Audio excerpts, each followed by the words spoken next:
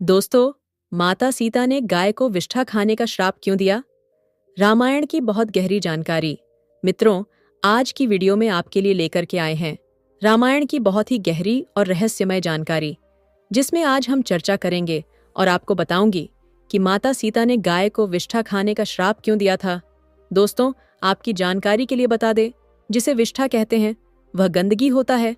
दोस्तों, ऐसा श्राप गाय के लिए माता सीता ने क्यों दिया था, और साथ ही साथ आपको यह भी बताऊंगी कि माता सीता ने अपने ससुर राजा दशरथ का पिंड दान क्यों किया। आखिरी पिता का पिंड दान करने का अधिकार बड़े पुत्र के लिए होता है, और जब बड़ा पुत्र नहीं है तो छोटा पुत्र कर सकता है।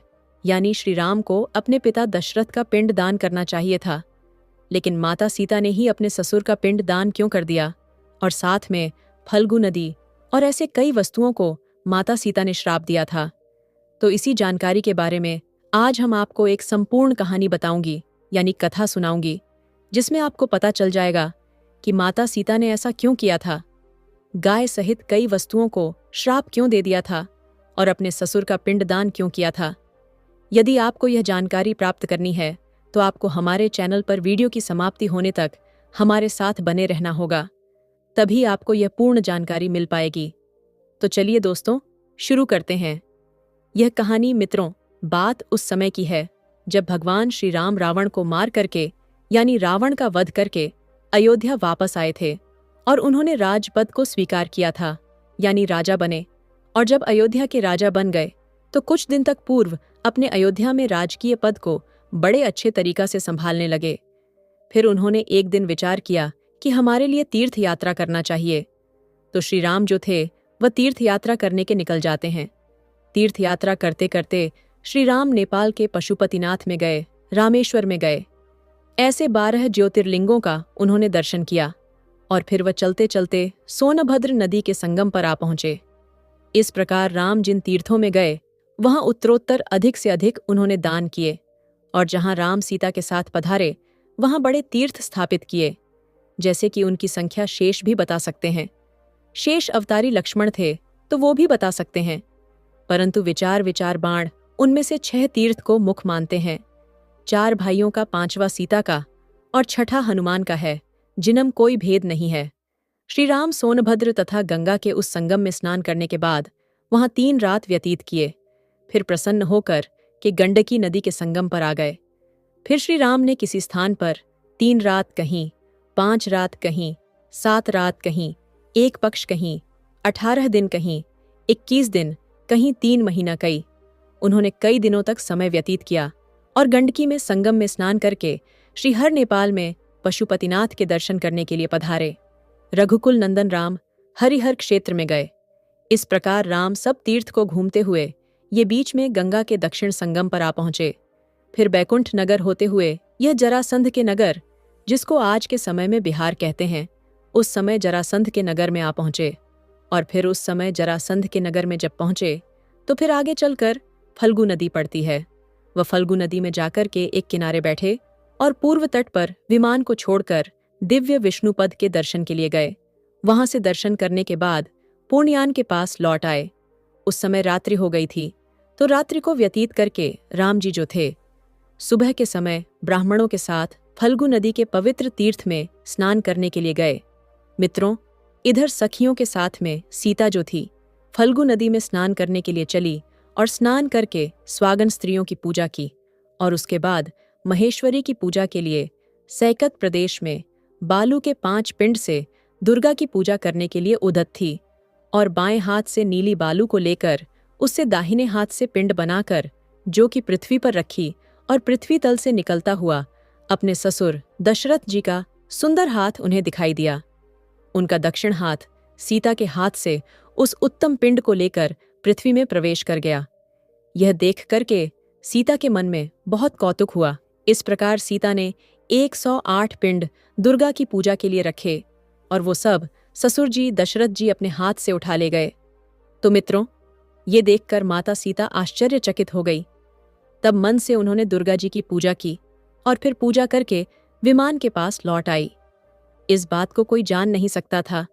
सीता जी ने भी राम को यह कथा यानी कुछ बताया भी नहीं, और मन में सोचने लगी कि भगवान श्री राम मुझे क्या कहेंगे। अगर मैं यह कहानी उन्हें बता दूंगी, ये घटना उन्हें बता दूंगी, तो राम मेरे बारे में क्या सोचेंगे। इस भय के मारे उस वृत्तांत को सीता जी ने छुपा लिया। तो फिर राम ने जब पंच तीर्थ करने के बाद, अर्थात उस नाम के तीर्थ में स्नान करने के पश्चात, प्रेतशिला, जो आज भी बिहार में, जहां पर हम पिंड दान करने के लिए जाते हैं, उस स्थान पर जिसको आज के समय पर गया बोलते हैं, उस गया में प्रेतशिला होता है और प्रेतशिला पर भगवान श्री राम आकर पिंड दान दिया। तब राम ने अपने हाथ की अनामिका अंगुली से राम नाम की खुद ही सुंदर स्वर्ण अंगूठी निकालकर दक्षिण की ओर मुंह करके अहत इत्यादि मंत्र से धरती पर 3 रेखाएं खींची और वह अभी भी स्पष्ट दिखाई देती हैं। जो आप कभी गया में जाएंगे तो वहां पर 3 रेखाएं जो भगवान श्री राम ने अपने हाथों द्वारा खींची थीं। दोस्तों, आज भी 3 रेखाएं बनी हुई हैं जो आज भी स्पष्ट दिखाई देती हैं। और उसके बाद उन्होंने कुसा बिछाकर उस पर तेल और घी और मधु और शहद आदि से युक्त सत्य के पिंड दान उन पर रखना आरंभ कर दिया। राम दाहिने हाथ से पिंड लेकर पृथ्वी की ओर देखने लगे। उन्हें अपने पिता का हाथ दृष्टि में नहीं आया। तब उनके साथ आश्चर्य वर्णित होकर जो साथ में लोग गए हुए थे, अर्षि मुनि राम से बोले, यहां सब पितरों के दाहिने हाथ निकल आते हैं, आपके पिता का हाथ क्यों नहीं निकल आया? तब निश्चल राम ने लक्ष्मण से पूछा कि हे लक्ष्मण, हे भाई, तुम बुद्धिमान हो, क्या तुम इसका कारण मुझे बता सकते हो?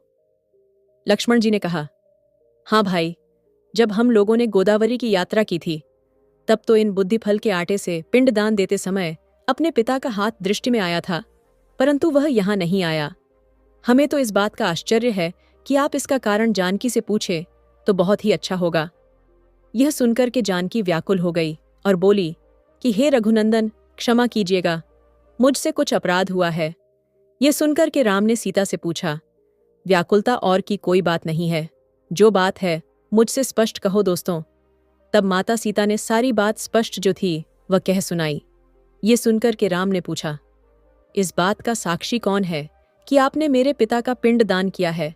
हमारे पिता ने तुम्हारे हाथ से पिंड दान कैसे ग्रहण किया है, इसके बारे में कोई बता सकता है? तब सीता जी ने कहा कि हाँ, आमिर का बीज यानी जो आम का पेड़ है वह बता सकता है। माता सीताराम को लेकर के आम के वृक्ष के पास में गई और जब उससे पूछा गया, परंतु वह भी अस्वीकार कर गया।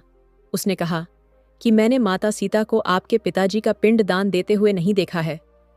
उसने जब अस्वीकार कर दिया, इस पर सीता जी क्रोधित हुई और उन्होंने उसे श्राप दे दिया और कहा कि हे दुष्ट, तूने असत्य कहा है, इस कारण तू मगध देश में उत्पन्न हो फल शून्य होकर के रहेगा।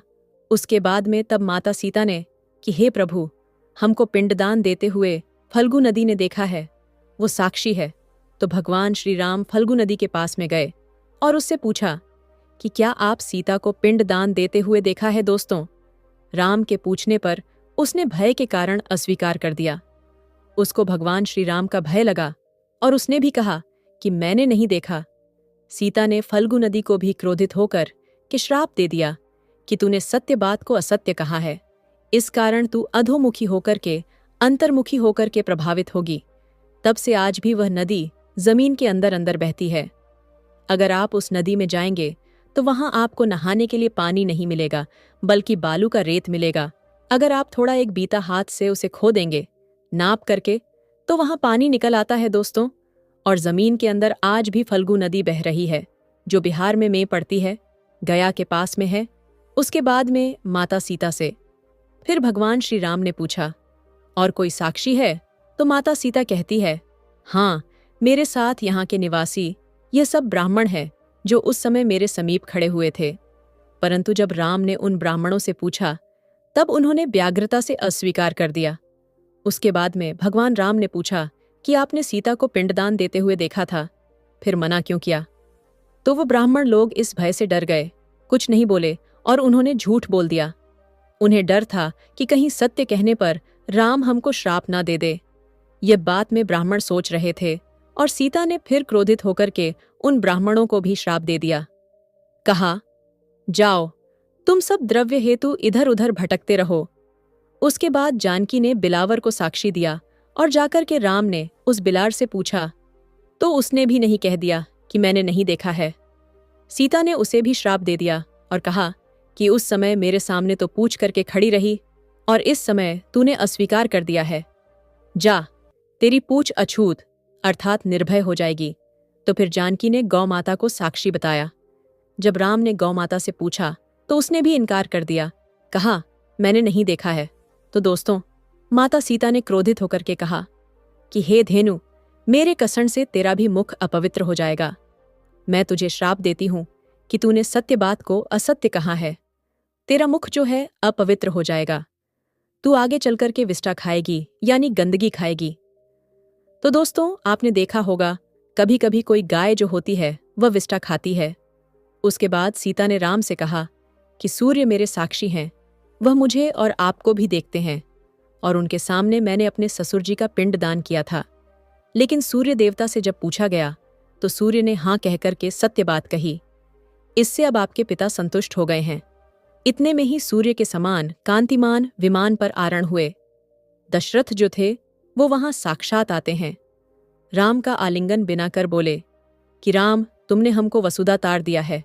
मैथिली के पिंड दान से तो हमें बहुत ही तृप्ति प्राप्त हुई है, तथापि लोभ शिक्षा तुम गया श्राद्ध का आवरण करो। तब राम के पिता से पूछा कि आपने यहां इतनी शीघ्रता से बालू का पिंड क्यों ग्रहण किया, इसका कारण तो कहिए। तब दशरथ जी बोलते हैं कि हे राम, यहां गया के पिंड दान के समय बड़े ही विघ्न उपस्थित हो जाते हैं, इसलिए इसी कारण मैंने इतनी शीघ्रता से यह काम किया है। उन्होंने बताया कि इस हादसे में कुछ यहाँ पिंड का अन्न ग्रहण विमान द्वारा वहां से उपस्थित हुए राम ने वहां फिर स्थित शिला पर पिंड दान दिया।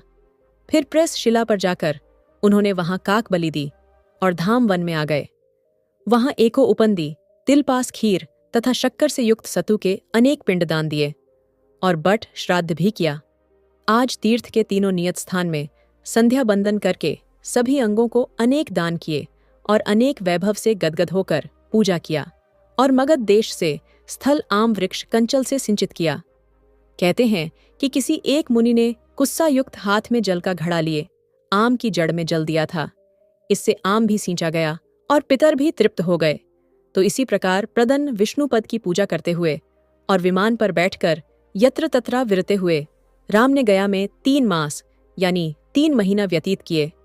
सबको संतोष संतोष देखकर विमान में आरूढ़ होकर के और अभिनंदन पूर्व की ओर चले गए और तब से फल्गु नदी के तट पर जहां राम का विमान खड़ा था, उस स्थान को ब्राह्मणों ने और राम ने गया नाम से घोषित कर दिया।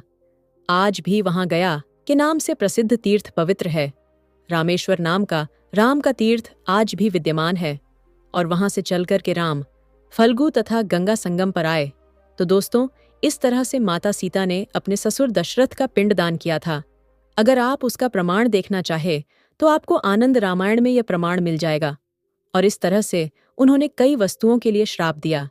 और जैसा कि मैंने टाइटल में कहा था कि माता सीता ने गाय को विष्ठा खाने का श्राप क्यों दिया था, तो वो इसी कारण दिया था क्योंकि जब माता सीता ने अपने ससुर का पिंड दान किया था और जब राम ने पूछा कि कोई साक्षी है, तब गाय के पास माता सीता राम को लेकर के गई और कहा कि ये गाय साक्षी है, इसने देखा था। जब गाय से पूछा गया, उसने झूठ बोल दिया। तब क्रोधित होकर के सीता ने गाय को विष्ठा खाने का श्राप दिया था, जिसे हम गंदगी कहते हैं। आपने देखा भी होगा कहीं कहीं गाय जो होती है वो विष्ठा खाती घूमती है, ये केवल सीता के श्राप के कारण। तो दोस्तों, उम्मीद करता हूं ये जानकारी आपको जरूर अच्छी लगी होगी, समझ में आई है तो कमेंट बॉक्स में जरूर बताइएगा। इतना समय देने के लिए आप सभी को बहुत बहुत धन्यवाद। मिलते हैं अगली वीडियो में किसी और चर्चा के साथ। सभी सब्सक्राइबर बंधु एवं दर्शक भाइयों के लिए जय श्री कृष्णा, जय श्री राम।